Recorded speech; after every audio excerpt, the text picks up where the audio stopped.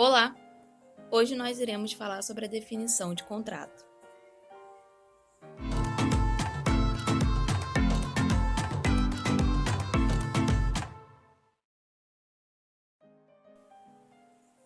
Contrato é um ato jurídico bilateral ou plurilateral, dependente de pelo menos duas declarações de vontade. O contrato tem por objetivo a criação, alteração ou até mesmo a extinção de direitos e deveres. Com base nessa definição, podemos entender que um contrato só existe quando há pelo menos duas manifestações de vontade. Exemplo: Roberto compra de Ana um carro. Podemos reparar que aqui surge então um contrato de compra e venda de bem móvel, mas este só existe porque temos alguém que quer comprar e alguém que quer vender. Resumindo, temos duas manifestações de vontade.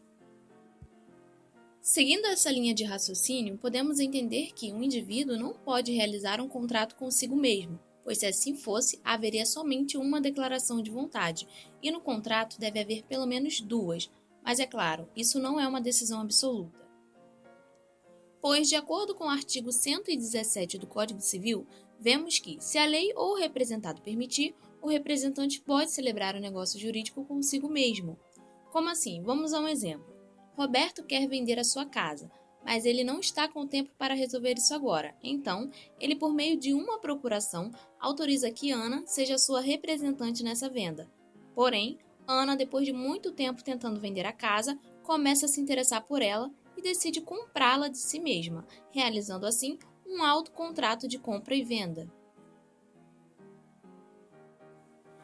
Veja, essa situação é permitida por lei, pois o mandatário, que é aquela pessoa que recebe mandato ou procuração para agir em nome de outro, pode, de acordo com o artigo 685 do Código Civil, alienar determinados bens por determinado preço para terceiros ou para si próprio, desde que, claro, siga todos os interesses estabelecidos pelo representado, como, por exemplo, o mandatário deve respeitar o valor que o representado impôs para o imóvel ser vendido. O contrato é formado a partir de uma estrutura de elementos importantes para a formação do negócio jurídico, como os elementos de existência, validade e eficácia. Elementos de existência são os elementos fundamentais para que o negócio jurídico seja admitido.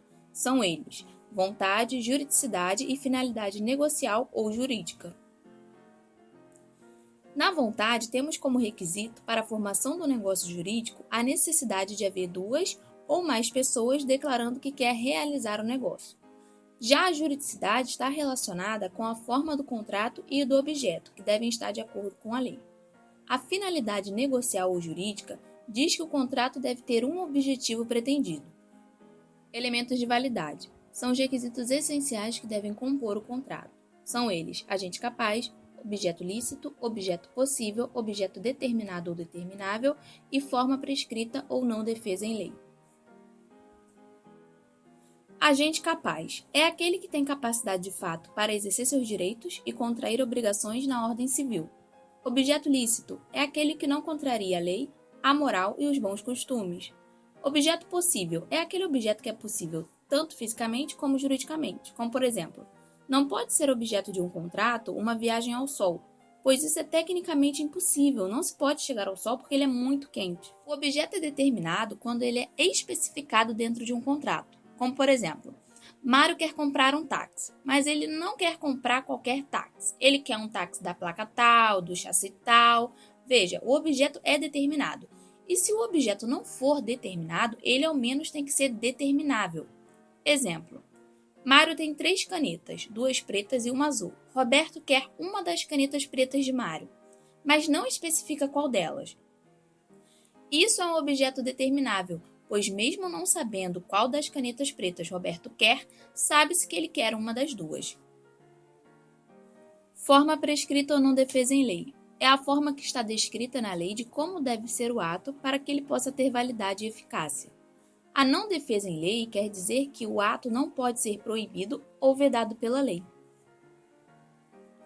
Elementos de eficácia são as consequências desejadas pelas próprias partes. Mas o que seriam essas consequências?